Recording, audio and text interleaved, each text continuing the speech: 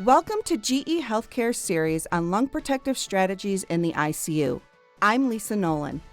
The CareScape R860 offers a wide array of advanced ventilation tools to help with the clinical decision-making process around lung protective strategies.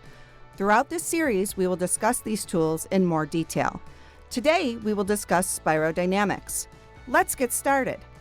Spirodynamics is a CareScape R860 clinical decision support tool which draws a dynamic pressure volume curve, breath by breath, regardless of the volume or pressure control modes of ventilation. The use of the pressure volume curve can help to identify changes in compliance by showing changes in volume over changes in pressure. There are two important areas to point out on the pressure volume curve. They are the upper and lower inflection points and can be visualized by the curve's change in direction. The lower inflection point is determined when the curve is flat and increases in an upward direction. This could indicate a need to increase the PEEP setting. Any pressure below the lower inflection point can lead to atelectasis.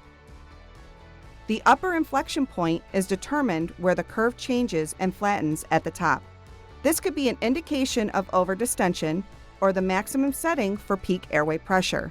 If overdistension occurs over an extended period of time, it could lead to volutrauma or barotrauma.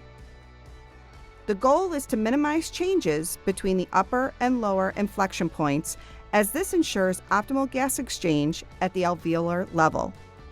Sometimes it can be difficult to visualize the upper and lower inflection points using the pressure volume loop.